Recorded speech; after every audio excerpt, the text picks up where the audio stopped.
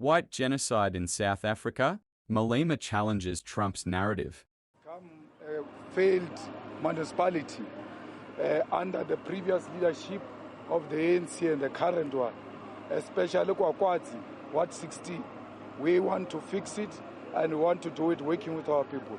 Our chances look very high and we stand a very good chance.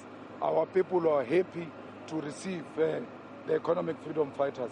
But you will know that we don't exist just for vote. We exist to conscientize our people on the ground.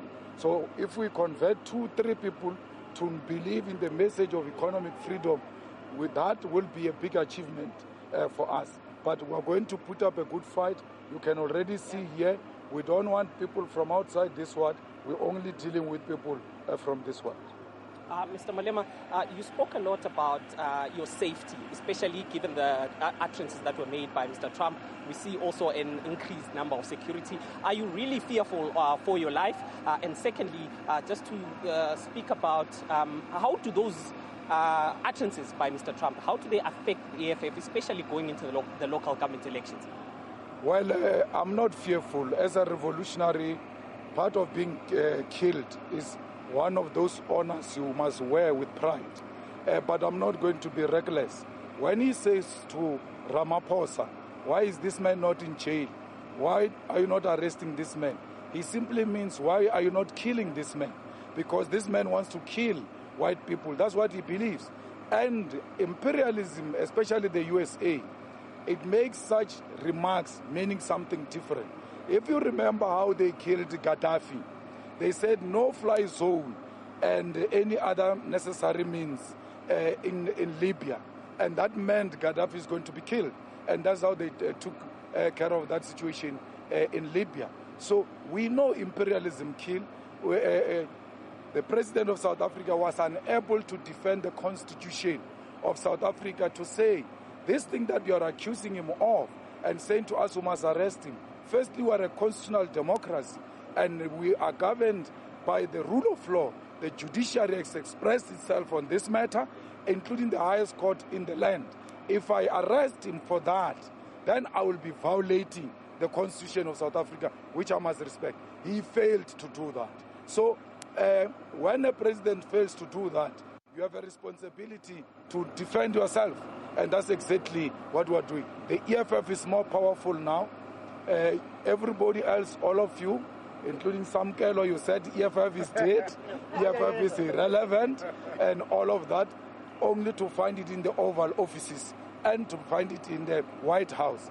And for a USA president to argue with the South African president who's in denial, who says, this is just a small party, it's so insignificant. He says, that's not a small party. This party can gather 100,000 people under one roof in a stadium where I can't even see a single empty seat. You can't say that is a small party.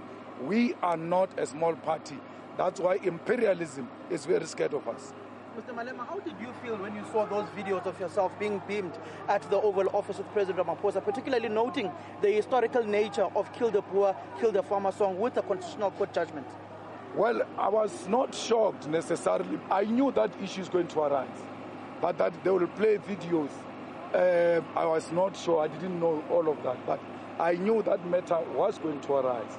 And I was very interested to hear how the president is going to defend the struggle song that the ANC has defended throughout the history of that song. He couldn't defend the song as a heritage. He couldn't defend the song as a struggle song. He couldn't explain the song that it doesn't in any means necessarily refer to literal killing of white people. It was used in reference to a white supremacist system of oppression in South Africa. He couldn't do that because he himself never believed in the struggle. And that was justified when he couldn't defend the struggle right at the White House. So we know for a fact that he threw the Constitutional Court under the bus. He threw the Constitution under the bus. He was not loyal to his oath of office to defend the Constitution of South Africa, where he should have pronounced that the highest court has ruled on the matter. I can't arrest him. Even if I wanted to, I have no powers. There is a rule of law in South Africa that needs to be followed. But they all understood the language, that the language is not arrest, it's killing. Why are you not killing him? Because he's going to kill white people. That's what he wanted to project, but he was not courageous enough. You have the whole former deputy president of the Youth League who sang this song, sitting there, not saying anything. The whole Minister of Public Relations, Khumbudzo Ntshavheni, I was with her in the Youth League. She was the youngest in Peter Mokaba's NEC of the ANC Youth League. She knows the history of this song. She's sitting there very scared. All of them shaking. The president himself shaking. Only 4 white Afrikaner males were confident.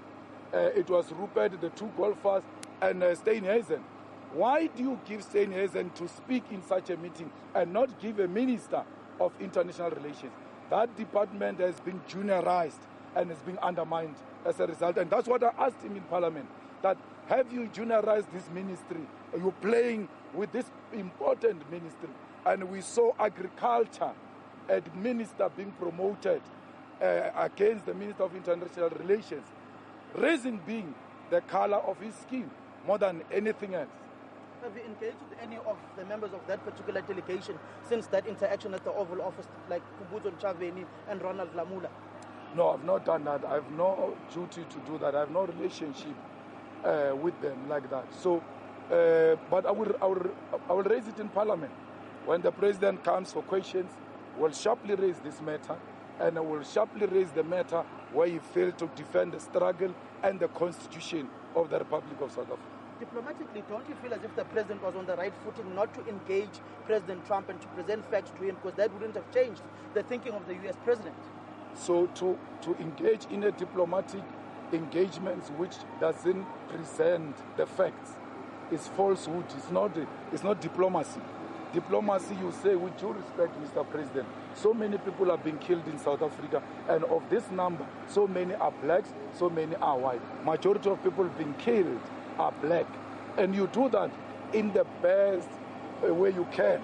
Ramaphosa can do that. He's got the temperament to can do that. I can do that. I can't do that. I'm going to be very aggressive, and that means in one way. So Ramaphosa should have presented the facts. Look, he goes to Oval Office 2 days or a day after they release the crime stats, which means Ramaphosa was sitting there knowing the crime stats in South Africa. He still doesn't say, but this is not a true reflection. And then, what kind of diplomacy? Samkelo, is this one where you are shown a picture of another country and they say it's your country, and you are saying, no, if I clarify, it's going to be offensive diplomatically. Those are facts. Diplomacy never meant that.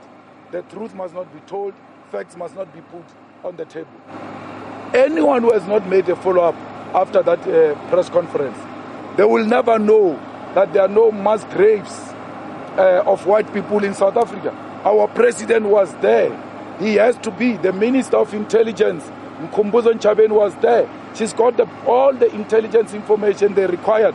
That's why she was there, to say there are no mass graves of white people. There is no genocide.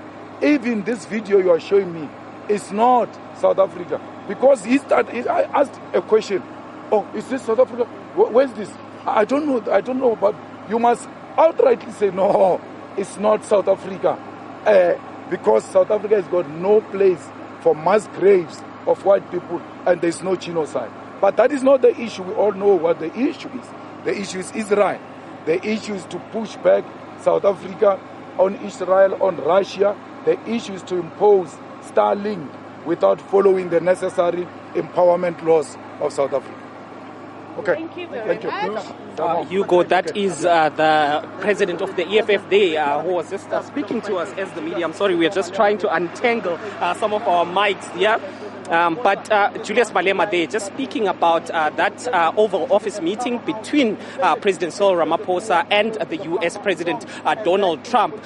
He is quite aggrieved by the failure by President Cyril Ramaphosa to address some of those untruths that were spoken about by Donald Trump. But also, Hugo, just to speak about today, there is quite an increased security around Mr. Malema. As you heard him there saying that he believes that the U.S. President Donald Trump when he asked why Malema is not being arrested. He actually meant why Julius Malema was not being killed, according to him. That's how he's interpreting that question by Donald Trump. And today he has quite an increased number of protectors that are driving off with him. He is leaving Free State right now and going back to Joburg, according to what we've been told. But quite a fiery address by the EFF leader, Julius Malema, Hugo.